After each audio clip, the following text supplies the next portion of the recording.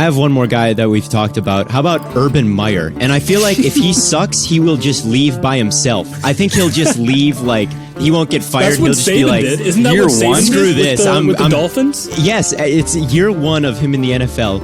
If they suck and he's miserable, he'll just leave. So it's really the Jaguars that are on the hot seat, not him. Like, do you really think that he's going to be the Jaguars head coach for the next decade? Like, I just don't see that. Like, it just seems so weird. Let's say the Jaguars are like 4-8. Like, do you think he just leaves? No, like, he's not. Okay, he's not going to do all that. No, not like that.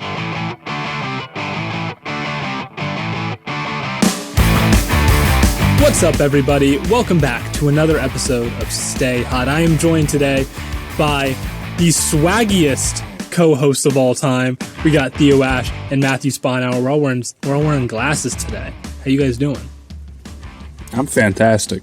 I know you are, Matt. You look like you're about to like crash a party or something. Matt is not always in a great mood when it comes to starting the show, and today he is very much seems happy. So Matt is living his best life right now. I don't know if he's just like excited for the Florida trip we're about to take, or you guys have been coming at me today. All right, I come in today with a good mood, wearing some cool sunglasses, and they're like, "You're usually not like this, dude. You're usually like really upset." I don't know why. You are. I'm not. It's not that you're normally upset. It's just you're normally not like this bubbly. Like you're like excited. New day, new me. I like it. I like it. Like it's not a bad thing. Just a reminder, everyone, though, we are on YouTube, Apple, Spotify. So whatever you can do, whether it be rate, subscribe, comment, whatever, we'd really appreciate it. And make sure you also follow at StayHotPod on TikTok for some fantastic content there, like our pet reviews. We did a pet review, and that was Matt got some slander on his cat. I've been getting a lot of hate recently. Matt has been getting a lot of hate recently. Matt's that not video used to got this. that. Your response to the cat slander has over 100,000 views. Well, I don't know why people had good content. Felt the need to put our animals in order, our pets in order. What did you expect? I did ask in the caption of the pet reveal, who is your favorite Stay Hot pet? So I did kind of egg it on so there, and it still felt unnecessary to put Sherlock in last place. Who's your least favorite? And like call him mid and call him yeah, D-tier. no, they were just like Matt's cat F tier, like your cat sucks 6 out of 10. But it's been a minute since we've read some of our reviews, so I thought, what better time than the present? So our first review comes from Mr. Tweetums. They left a 5-star, and the title is Mozzarella Sticks. So, Theo, I feel like this one's going to be directed at you. He says, I wrote this review to say Theo is correct on the cheese pizza comments, but saying mozzarella sticks are just okay thing to eat like cheese pizza, unacceptable. Well, what's the difference, really? I mean, you've got breading, you've got cheese, and you've got like pizza sauce. I don't see the problem in comparing the two. I think they're pretty different. I mean, they taste a little different, but I don't think that is a crazy comparison. I mean, it's not an absurd comparison, but I would say that cheese pizza is significantly better than mozzarella sticks. I would say mozzarella sticks are better than cheese because you can improve the cheese pizza has potential on the table. The mozzarella sticks don't. That guy should have stopped his review after Theo is correct about the cheese pizza. That should have been the end of it. But instead, he's got to take a shot. How do you stand on this? I think both are really good. They're like the same thing, though. Who cares? Thank you. Okay. Matt's just like, who cares? All right. I guess I'm alone on this one. Actually, hold on. Nope, I got to revise that. Oh, okay. If you were at a party, there's a big difference between having a cheese pizza, like ordering pizza for everybody, and ordering mozzarella sticks. You wouldn't do it with mozzarella sticks. Pizzas... Well, that's because that would be a lot of mozzarella sticks. Yeah. Where would you get enough mozzarella sticks to... I don't know. You could order a lot, Theo. Cheese pizza's better. That would be so expensive. Mozzarella sticks are a side. Pizza's like a meal. So okay, that's just because pizza's bigger. Please move on. I feel like I'm right here. I'm definitely right here. Second review comes from Hudson Squires. Can people just choose whatever name they want when they leave a review? Maybe his name's Hudson Squires and you're being a jerk. No, yeah, I'm your name saying, is like, Blaiden, and you're making fun of Hudson Squires. Blaiden. No, I'm just saying we had like Mr. Tweetums, And then it's like, I don't know. It's just like, I don't know if you can just like choose any random name you want, or if it's just like whatever your username is. They could choose. Well, he says his title is Theo's Takes. He also left a 5-star. He said, I used to think that Theo's takes were for publicity, but after listening to the podcast, I have come to the realization Theo is just usually wrong. Not his fault. They thought it was a joke, but it turns out he's really just that dumb. Trying his best. Great podcast. I am trying my best. I am trying my best to have good takes. Everything I say, I have believed. I'm not saying it for publicity. If people give me publicity, that just comes with the territory. If I make a bad take, know that I truly believe that. I truly, truly, in my heart, believe what I'm saying. It is not for publicity. So I don't know what's better. Believe our own takes, don't we? I think so. I mean, I don't think we're at the point where we're big enough to like be giving takes just for publicity for the sake of it. I don't know. No, I don't do that. If I have a bad take, I believe it too. When we're wrong, and I guess especially me. I think we all also do a very good job of admitting when we're wrong, but I digress on that. I think you have pretty good takes, Theo. I think. Thank you, Blaiden. You too. Next review comes from I'm gonna butcher this. I'm gonna butcher this name. Cyril Mina. Yikes. Anyway, title is Amazing Podcast. They give a 5-star, and they just say, great podcast, much better than listening to Stephen A. and Skip Bayless. Speaking of takes that are just made for publicity, hey, well, the reason anyone listens to them is because they're entertaining. I don't think anyone is like, I want to learn more about the sport of basketball today. I think I'm going to listen to Skip and Shannon. Like, no, they do it because it's fun. And, if we're going to be a better listen, we can be right all we want, but you've also got to be entertaining to listen to. So yeah, I was going to say the exact same That means a lot thing. from the... Yeah, that means a lot really from the entertainment values. Yes, entertainers first, being right second. But I like to think that we're right a decent amount of the time. So, I mean, Stephen A. and Skip would win. They'll cross themselves so quickly because they'll kind of, I think they just say whatever the show needs them to say. And that's fine because they're meant to be entertainers. The takes aren't necessarily supposed to be taken super, super, super seriously like some people do, but yeah.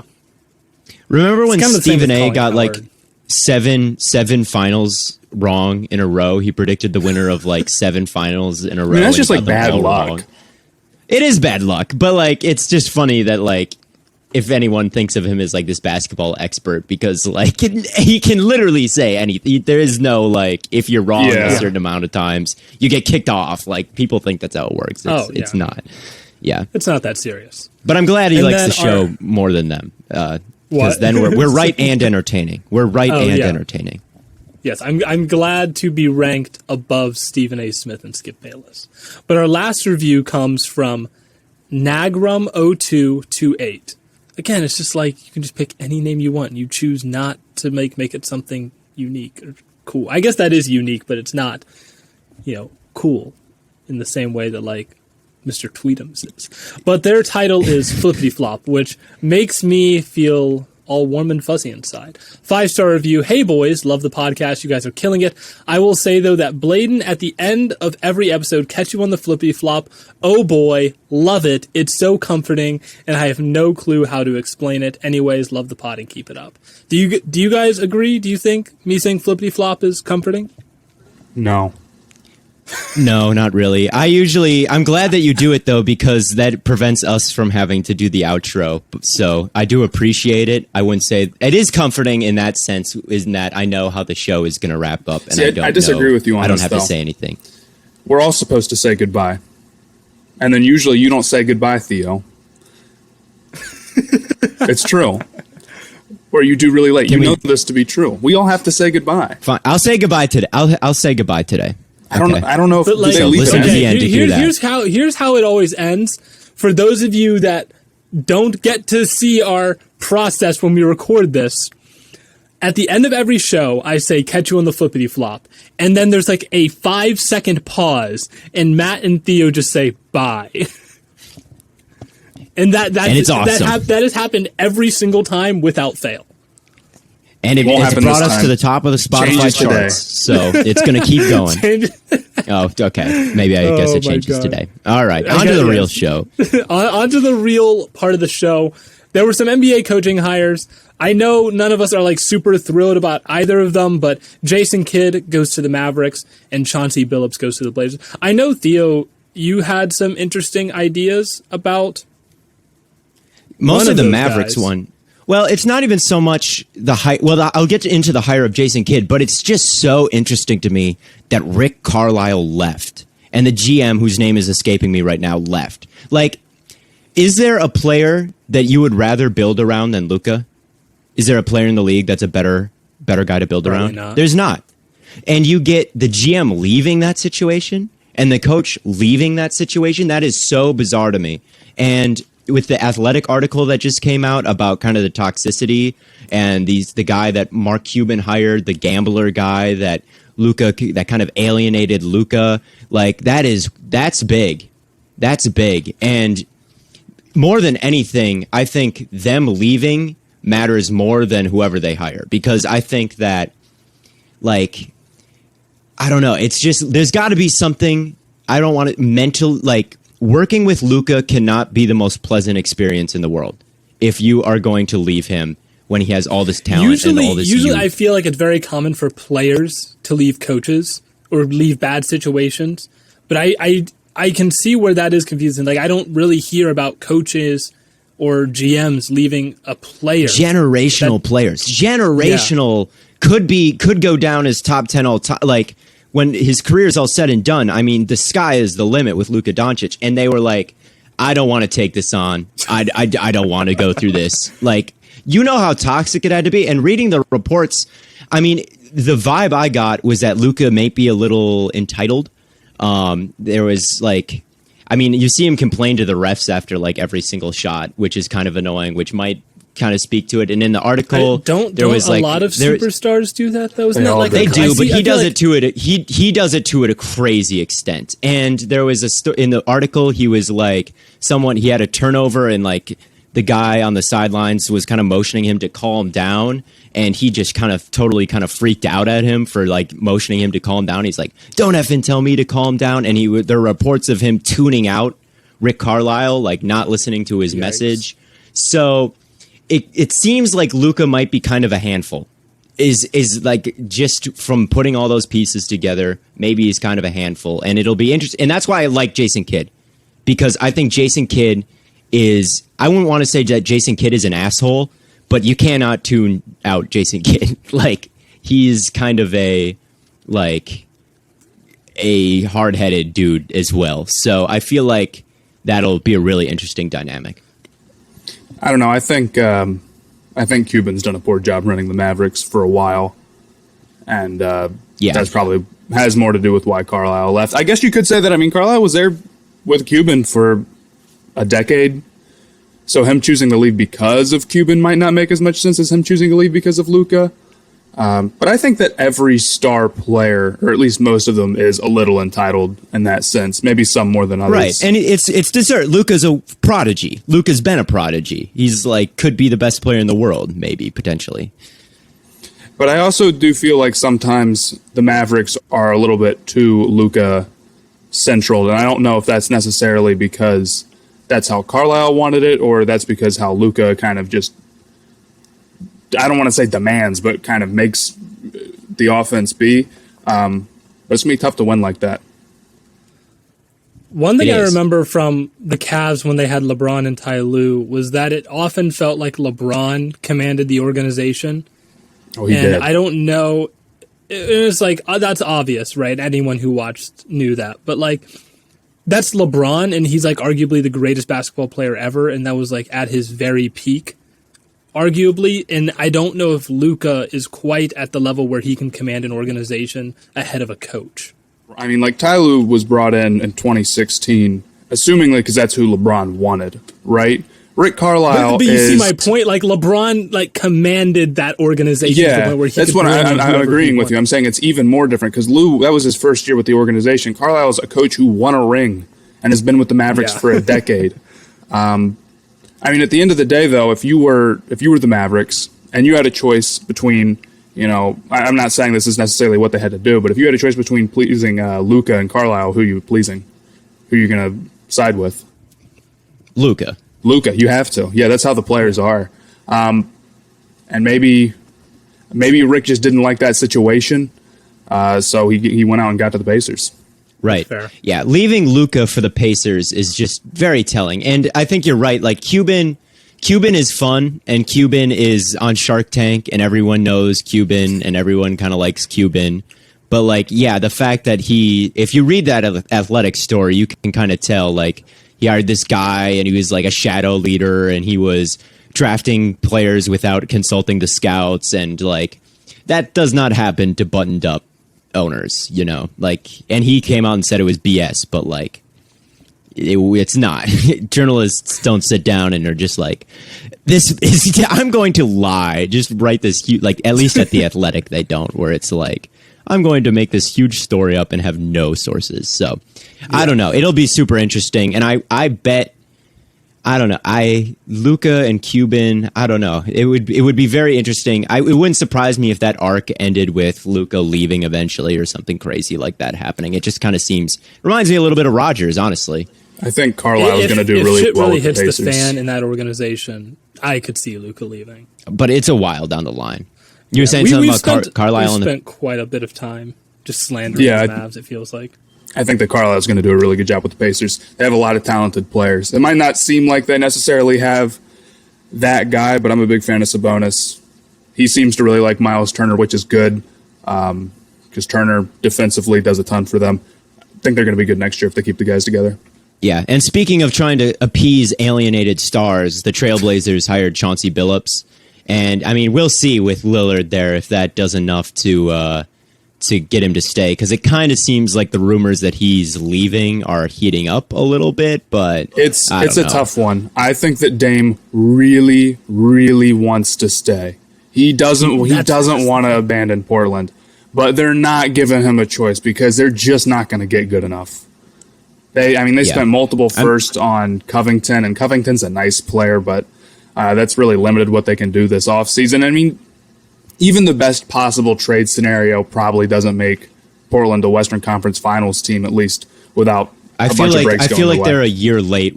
They're a year late with everything. Everything, they should have seen it coming that this team was not good enough to win a ring and started the motions to try to maybe trade for Giannis or some huge crazy move that they should have tried to package last year when McCollum's trade value was maybe a little bit higher.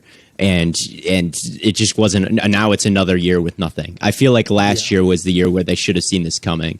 And, maybe Billups, is good. I don't know enough about him, but I don't know. I feel like Dame stays, though. I feel like he does not demand a trade. Is there any coach, really, that you could bring into Portland that could turn that organization in the right direction? There's coaches that could be better than Brooks, but there's nobody who's going to fix the problem that Portland has right now, which is a personnel problem. They do not have the players on their team to be competent defensively. And part of that is Brooks' fault with these weird lineups where, we talked about it a while ago. Melo at the 5 in the playoffs. It's like, what is that, dude? No reason.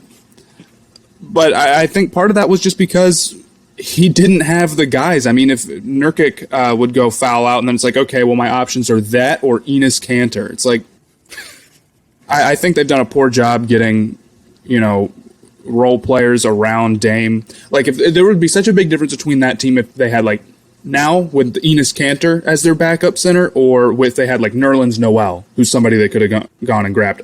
It's huge. And you can see Thibodeau use him and make good on that and show how valuable a guy like that can be just because of the defense that they bring, and Portland hasn't done a good job doing that. Right. And like I said before, Portland just has the vibe of like a small business. They run it like, these are our people, we're going to keep our people. Yeah. And they've got this generational guy in Lillard, and they're just keeping like, we got to keep McCollum because he's a trailblazer. Like, you're a small business competing against corporations, giant corporations who are going to bring in Anthony Davis, who are going to bring in Kawhi. You've got to make moves like that instead of just being like, McCollum's our guy. He was a steal. He's such a good blazer. Like, F them kids, bring them out, get them out of here. You got to ship McCollum out of here. He's not going to, you got to do it. Anyway. Speaking of teams that don't really have enough talent to be successful, but somehow have been winning anyway, the Hawks, now with the exception of the past 2 games, they were really good. They beat the Bucks game 1, then they got blown out game 2. I feel like they're in a position where it's like they don't really have enough guys inside. They're not really good enough inside to get boards. They're getting out rebounded like it's nobody's business. And their only really good offensive threat, whether it be scoring or facilitating, is Trae Young. And the Bucks just have multiple guys who can go off at any point in time. And I have to stick with the Hawks because I've stuck with them to this point, but I'm not feeling great. Bucks in 5. Hey, I remember the Heat fans chanting overrated at Chris Middleton, which was one of the funniest things that has come from this playoffs. And it was nice to see a Middleton game happen because he has been a little bit, up and down this playoff. But that was, that was a masterpiece game by. And it wasn't even like he was open. He was making everything like contested, like it didn't matter. The problem that the Bucks have, they were very good, but Drew Holiday and Chris Middleton absolutely refused to have a good game on the same day. Oh my God! If one of them's good, the other one is terrible. It's the weirdest thing ever. But it works. It works. But I agree with you, Blaiden. For now, yeah, it might eventually catch up with them. But I agree with you that the Hawks aren't good enough inside to deal with the Bucks. But they have Clint Capella, who's a great center. He really is. Yeah, but it's just that Giannis is too good. He's too good. Yeah, there's just. Well, it's like they have multiple guys who are getting boards. It's not just Giannis. Yeah. The Hawks only have Clint Capella, and I guess you could maybe say John Collins, but it's mostly just Capella. Yeah, and then the Suns and Clippers have been it's been a bad series. Like, these games are not fun. I mean, what did they have? 14 missed shots in a row? Yeah. Stupid. And the Suns are up 3-1, and I have not felt good about them. I guess I felt good about them when Chris Paul was gone, but since he's been back, it's just been disjointed. I don't know why. Booker has been kind of bad. Beverly's gotten kind of the best of him. I don't know. It's been an ugly series. I'm hoping they can just win tonight and put this away because, every game, this could easily be the Clippers up 3-1. So I'm hoping they can just tough out a win here and put this one to bed because I am not having fun. Well, they're winning the tough games, and that's part of that's because they have their guys, and the Clippers don't have Kawhi Leonard. And you got to figure if they had Kawhi, these close ones would maybe be swinging the other way. But dude, the end of that last game, Game 4. Oh my God, dude! And I think if that was my first time watching basketball, I would never watch the sport ever again. Right? You said that the Chris Middleton overrated chants were funny. The funniest thing that happened in the playoffs so far is DeMarcus Cousins just throwing the basketball off the backboard to try to purposely miss. That was the funniest thing that's happened. Yeah, that was pretty good, Cousins. I was a little nervous about Cousins because he came in and scored a crazy amount of points in 4 minutes. I'm like, oh boy, are we gonna get Kings Cousins in this series? Because that would be really bad for us. But since then, he's just kind of been a goon and not done all that much. So I'm glad that he is not as much of a threat as he initially appeared to be in that maybe Game 2, was it? But yeah, Suns are 1 win away from the finals, which is just so crazy to think about. You have to go. And they'll probably... You have to go. I don't know. If it's Bucks versus Suns, I know. Well, we'll see, because I'm going to go back I'll be back there on the 16th, I think. And the finals might be happening when I go back, so I don't know if I'll have to fly. You gotta go. But it'll be close. I know. I'll think of something. But if they win, if it's Suns Bucks, I feel like I want to bet against the Suns, of course, because that's my thing. But I don't know. I haven't really allowed myself to think about them winning, is all I'll say. But Suns Bucks, they did beat the Bucks in the regular season. I guess that's what I'll say about it. I would pick the Suns over the Bucks. Personally, I would pick the Suns over either team, being totally honest. We'll have to see what happens. So we will have to see. They got it. Hey, job's not finished. We're up 3-1, but the job's not finished. Job's not finished. So we'll see. I just hope we get a better game than last time. So yeah. For sure, for sure. Well, moving into the NFL, because we always like to talk about the NFL here, I want to kind of touch on some players and coaches maybe who you think are on the hot seat or maybe have a short leash. Who are you thinking, Theo? I've got a list of guys who are going into this year, and this is, I don't want to say it's their last chance because it's not like they're not out of the league if they don't play well this year, but like, if they're not good after this year, we're talking players and coaches. I've got a list, and I want you maybe to tell me what you think of some of these guys. I've got Mike Zimmer as a coach. Yes. What do you think? I mean, there's a lot of guys. If they miss the playoffs this year, there's a lot of guys who I don't think are bad, but if they don't do well this season, if they have a subpar season, I think they're in trouble, and Zimmer might be one of them. Yeah, that's what I'm thinking. And I think Zimmer's a good defensive mind. I think he really is good. But it's like the offensive staffs that he's just not been able to keep them together. Stefanski was good, but like just their run first, like offensive scheme has just been holding them back, in my opinion. And if it happens again this year, and they've got so much talent, the Vikings do, much talent everywhere. So if they miss the playoffs this year, or even if they get in the wild card and they lose, I mean, I might try to go with a little bit more of a innovative offensive mind if I was the Vikings. Here's my biggest thing with the Vikings. Not only do they have copious amounts of talent, especially offensively, the Packers are kind of in shambles right now. If you can't make the playoffs, and it's not like the Packers are so good, they're probably going to have Aaron Rodgers this year, but there's obviously turmoil going on there, right? If you cannot make the playoffs this year, that's inexcusable. Like, making the playoffs is a requirement.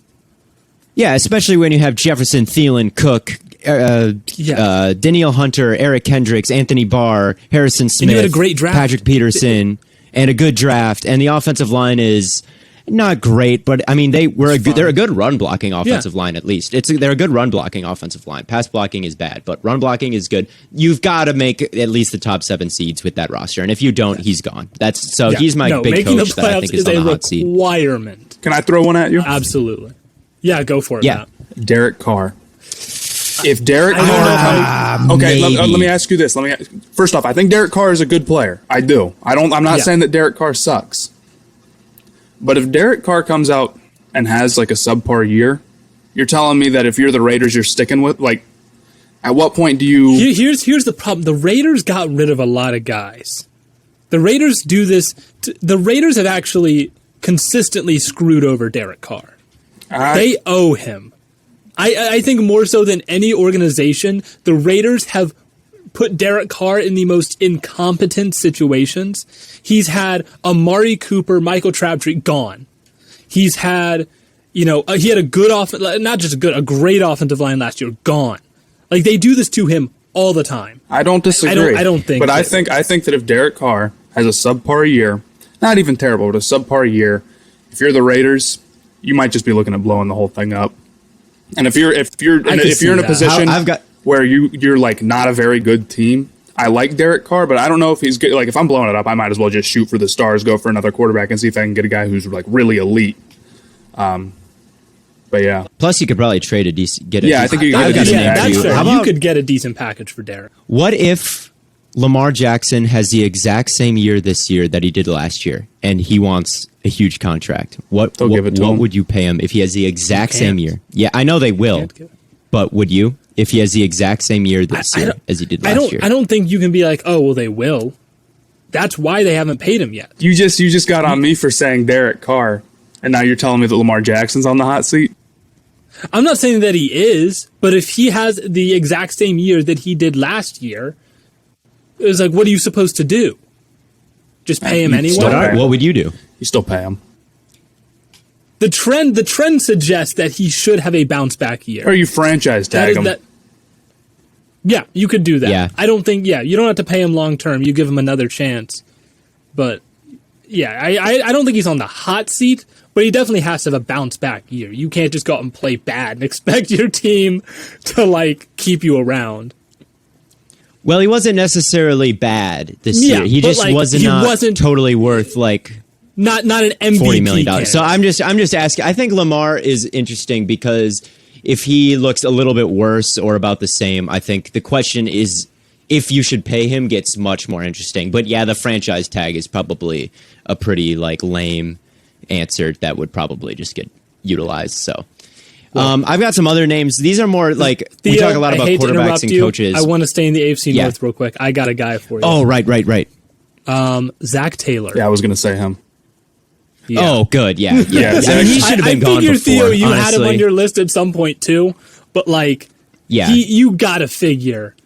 Zach Taylor is a candidate to much get fired in the middle of the offense. season. If Zac Taylor walked into a room and I wouldn't know who he. Like I cannot picture Zac Taylor in my mind, and I've seen his face I'm because gonna I look think up a about this picture of like Zac one. Taylor right now. Every time I watch a Bengals player, I'm like I think about like what does Zac Taylor look like again? wearing a It was mask. an He just uninspiring. looks like a normal It was an dude. uninspiring hire when it happened. He's been nothing but bad, and yeah, I would say that yeah, he's definitely there is can't too much afford talent it. on that offense for them not to like have a top 10 offense next year. Like it's inexcusable. Outside of the offensive line, their receiving core is stupid.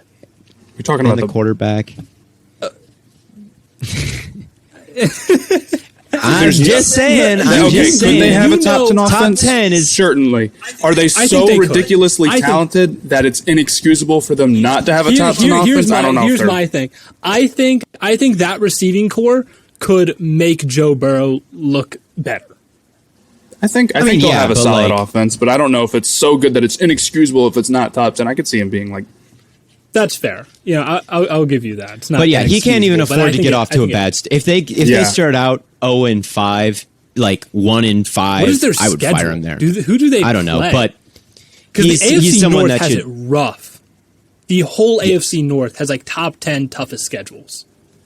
I could throw some players at you too, like Hollywood Brown. I think he'll probably have a Yes. pretty solid role to begin the season, and if he doesn't produce, he'll probably be bouncing around the league. I would say Mecole Hardman is another guy where it's like he's probably in line for a decent chance to prove himself, and he's got to do it. Yeah. Marcus Davenport down in New Orleans Yes. is a guy they traded Yeah. up for and just hasn't lived up. And they give now up that 2 Hendrickson is firsts for gone, him. Yep. Ed Oliver was a big guy that the Bills like spent a lot of capital on, a 9th overall pick, and had all this hype, and he just hasn't really lived up to it. Henry Ruggs, even though it's just his second year, is supposed to be the wide receiver 1. This is a year where I think he has to step up. There's a lot of guys. I would even say guys like Evan Ingram and Marshawn Lattimore maybe even was another guy I wrote down because he's going to be in line for a big contract, and he really hasn't been that rookie year version of himself since. Yeah, his I mean, rookie we year. could And I say think that he needs any to- contract year guy is kind of on the hot seat a little bit. That's just the way that the NFL works. Right. As far as the Bengals schedule goes, it is Vikings, Bears, Steelers, Jaguars, Packers, and then Lions week 6. And I'd be willing to bet that That's pretty easy, honestly. It's- That's not the worst. it's That's doable. Like, that's like in and out of like you have a hard game, easy game. But if, It's like you if can through go the back first and forth. 5 weeks the Bengals aren't good, Taylor's coaching for his job against the Lions. That'll be Yeah, pretty much. one more No, yeah, person. no. You think that's totally right. I think they should be 500. They should be 500 after the Lions. I would. Yeah, I think that's fair. reasonable. Yeah, I would agree. One more guy that I wanted to Bears, bring up. winnable. One more guy that I'm not necessarily saying is on like a super hot seat or anything, or saying that I don't believe in them, but one more guy that I'm interested in is Kingsbury if the Cardinals aren't that great this year. Yeah, I mean, Cardinals fans hate Kingsbury. They really do. They really think that he should be gone and probably wouldn't have been unhappy if they fired him after this season, honestly, after the end of the season. I was a big Kliff Kingsbury fan at the beginning of the year. I went as far as to call him like a genius, which did not age particularly well, but I still think that he's better than people give him credit for, and I'm still impressed with the way that he's kind of conjured a running game out of nothing. But yeah, if he looks like he did kind of at the end of last year, he could definitely get fired. But I think Kyler's shoulder really had more to do with that than anything He's else. in a tough The one spot. thing in that I division. noticed, the one thing I noticed Yes. about the Cardinals offense is they ran more hurry up offense than anyone else in the league for the past 2 years by a mile. Like twice as many. Right. Like Kyler has twice as many hurry-up snaps as any other quarterback, and it's not even close. And I'm wondering if, like, given a full offseason to work on that kind of an offense, if it can really be, like, super dangerous. Because I guarantee if you try and do that with no offseason, it's going to be really hard to pull off. But if you get a full offseason to work on that, you can, like, terrorize the league. Yeah, well, remember Chip Kelly, though? That was Chip Kelly's big thing. And Chip Kelly really fell off and didn't know he got figured out. And he's like, I think he's coaching UCLA now, the last I heard. So I think he still is. Maybe, I mean, we've seen some crazy, like, hurry up pace ideas, push the pace ideas, come into the league, work for a little bit, and then fail eventually. Well, it really only matters if you can go fast, if you can call good plays quickly. Anybody can go fast. So that's true. Yeah, so Kliff Kingsbury, I mean, I kind of liked the ideas that he had, and I liked the Cardinals offense, and like especially I think that Rondale Moore will help them out a little bit, and having a guy who can create yards after. I was talking about this in our mock draft episode when I gave him Kadarius Toney when I wasn't supposed to. I was just so excited to talk about how a yak artist would open up their offense. And so I think Rondale Moore is a guy that I didn't love coming out of the draft as a traditional wide receiver, but I feel like in that system, Rondale Moore could help him out. So I don't know, but if Kliff Kingsbury is bad, I think he will be fired. So yes, he is very much on a hot seat, but I predict that they will be better than, I think Kingsbury's better than people think he is.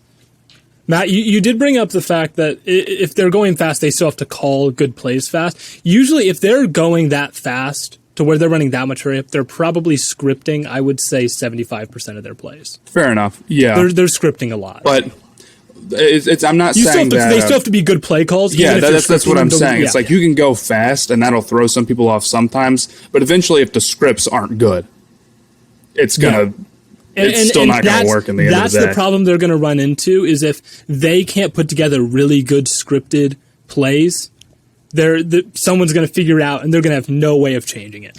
That's going to be their biggest issue. I have one more guy that we've talked about. How about Urban Meyer? And I feel like if he sucks, he will just leave by himself. I think he'll just leave, like, he won't get fired. That's what He'll just Saban be like, did. Isn't that what Saban screw did this. with the Dolphins? It's year one of him in the NFL. If they suck and he's miserable, he'll just leave and go back to his cushy Fox. So it's really the Jaguars that are on the hot seat, not him. He's like, if he's not having fun, like, do you really think Urban Meyer is just like dying to be like, do you really think that he's going to be the Jaguars head coach for the next decade? Like, I just don't see that. Let's say the Dolphins are like, let's say the Jaguars are like 4-8. Like, do you think he just leaves? Yeah. No, he's not. Okay, he's not going to do all that. No, not like that. I give him a couple of years, unless something amazing opens up in college. But even then, I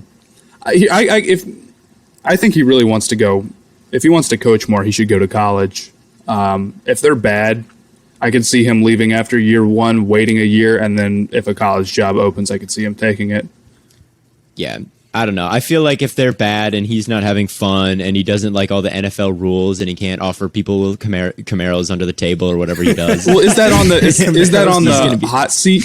Is that being on the hot seat if it's you who the wants Jaguars to leave? are on the hot seat. He's put himself on the Jaguars are on the hot seat for Urban Meyer. It's the opposite.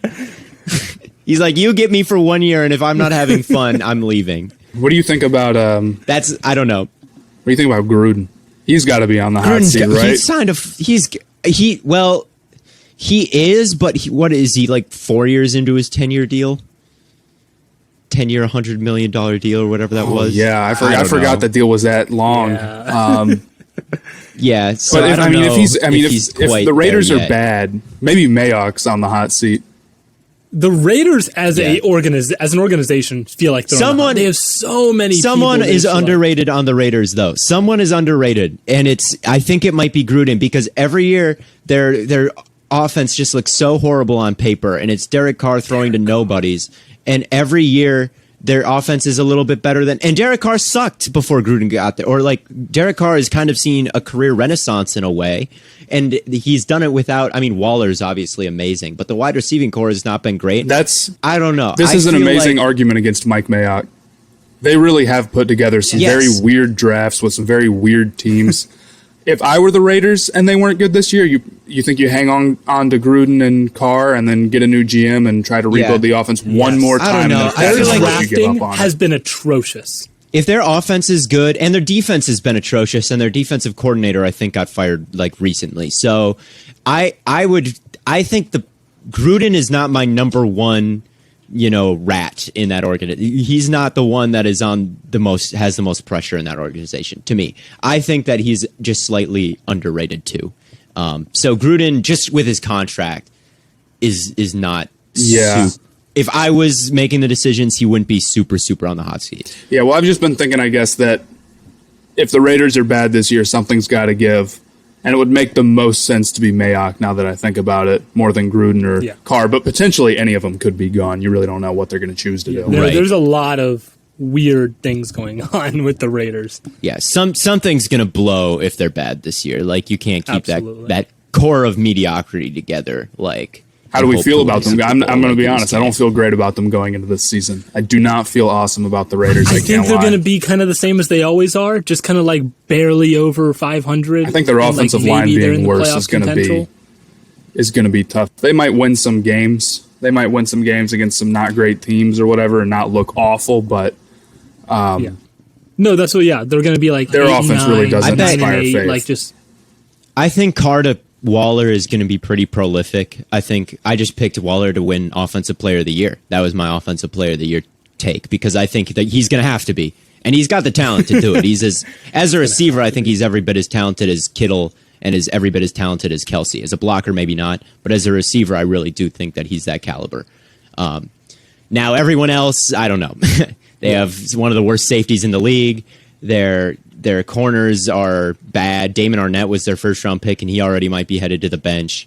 They've got some good defensive linemen, but yeah, on paper that team is just not. They just do weird stuff. Shaky. I mean, I can tell you as an Ohio State fan who watched like every game that Arnett played, not a first-round corner at all. That was really a bizarre pick.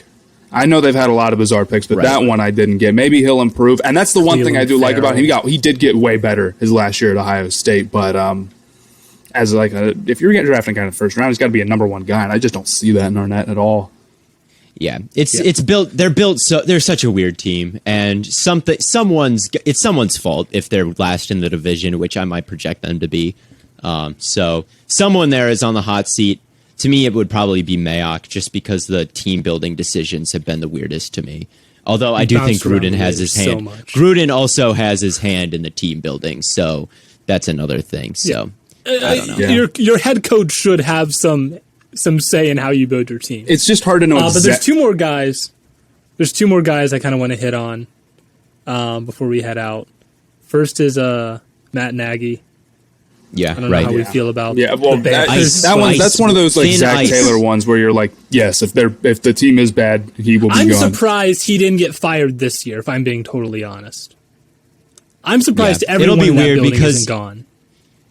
It's going to be so bad, I think, because Fields is someone that I think could use a little bit of good coaching, and I feel like he's going to start, and then Nagy could be like fired in week 7 if they get off to a bad start, and then you're already installing a new thing. I don't know. So maybe they keep him through the year just to avoid that mess, or maybe they just fire him before they even really get Fields going. Here's something I'm thinking of right now. So Nagy comes out and he says that Dalton is the starter, right? And we're sitting here thinking like, okay, so Dalton is probably going to start week 1 and then they'll work Fields in. But if you're Matt Nagy, I mean, you guys must think that, at least I know I think Fields is better than Dalton right now. Or at least I'd rather start Dalton, not seeing him, or I'd rather start Fields, not seeing either of them in camp. So if you're Nagy and you know that you could be fired in the middle of the season if things don't get off to a good start, are you going to waste games on a quarterback who you think is not as good as somebody you have on the bench? Right. We were talking about this. We were talking about a similar situation. Theo, I think you were going to say this, but it's kind of the same thing with like you with Cam and Mac, right? You start the quarterback that you have no risk of, like, if he pans out and he's bad, fine, right? But it's like if you start Justin Fields right away and he sucks, you're screwed. That's not. It's not the same situation because Belichick is not worried about his job. Yeah, Bill Belichick is not worried about his job. Okay, Nagy can't waste like on tenure. Okay, the best thing to do with Justin or with a young quarterback generally is probably start some sort of bridge quarterback for a few games, let them feel it out a little bit, and then you get the rookie in there. But I don't know if Nagy has time to do that because if he loses a couple of games because of Dalton, and all of a sudden you're sitting here at week 7, haven't seen their schedule, 2-5 or 1-6, he could be gone. So does he feel the pressure? Do you want to start Justin Fields against Aaron Donald and Jalen Ramsey week 1? That's why I think it's a tough decision. Do you want to start Dalton against them? He's got to win the games. Yes, I would. No, because I don't think we're winning that game regardless. And I've been able to call the Bears. I've been able to call the Bears offseason moves because you think about how desperate they are. I said that I thought they could trade for Russell Wilson, and we learned Schefter tweeted that they made a very, very strong offer because they're desperate. They needed a quarterback. And then after that was done, I predicted their next option would be to trade up in the draft and take Fields. I made a video about that before it happened because they needed to do it. Like, there was no other way. They were not going to go into the season with Dalton and have anyone in that Pace, Nagy, anyone keep their job if it was Dalton for the whole season. That's how I was able to make. That's what my logic making that video. That's what happened. And so if you know that you will get fired if you start Dalton the whole season, you're not going to start Dalton the whole season. Like, that's why you traded up, because you're desperate, because there was no other choice, because starting Dalton the whole season will get you fired. So now you have an option that's not Dalton. You've got to start Fields eventually, and he's got to be good right away. But and I if he's think not, they're all getting fired. What I'm thinking about is how quickly do you do that? Do you feel like you have a couple of games to waste on Dalton? I don't think you do. Out of your first couple of games, you play some very tough games early on. You cannot afford to throw Fields at that. Your team isn't good enough. So you throw Dalton in there knowing that, hey, we're probably not going to win these games. You can't afford to go 0-4. Yeah, so you're just forfeiting your first couple games on the hot seat? That's a terrible idea. I don't know. Yeah, you might as well see. It is a tough spot to be in, but like either way, I don't think Fields goes in against the Rams and wins. Okay, well, let's say you put in Dalton, and I'm not saying putting in Dalton's a total forfeit, but against the Rams, you're gonna have like a tough couple first games, and then you're going into Game 3, 0-2 on the hot seat, and then you're gonna throw in a rookie quarterback for the first time. That's a tough situation to be in. I mean, to be fair, that's what Hugh Jackson did with Baker Mayfield. What happened to Hugh Jackson? He got fired, but here's the thing: Nagy should get fired regardless. Let's be real here. Nagy should get fired regardless. So if I'm thinking from, the perspective of what should happen for the sake of the Bears as an organization, they should bench. They should start Andy Dalton their first few really tough games, and then throw in Justin Fields when you feel he's ready, and then when inevitably it's time, you fire Matt Nagy. And I don't. But who is they? Who is they making they making the decision is Nagy. There is no they planning to fire Nagy. That's why it's a tough decision. The ones on the hot seat are the ones making the decisions. Yeah, that's because I think what you should do and what is best for Matt Nagy might be slightly different things. That's why I think it's a weird situation. Conflict of interest. Yeah, no, it's a very tough situation for the Bears to be in.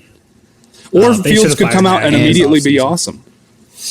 And that would be cool. And then you're safe forever. Yeah. And then I will gladly, take the bad take on that one. Yeah. For saying that, Fields can't win right away against the Rams. Well, what I think's weird about it is that Nagy coming out and declaring Dalton the starter, I feel like he's not leaving himself the option. I mean, I guess he is. He doesn't have to stay true to that.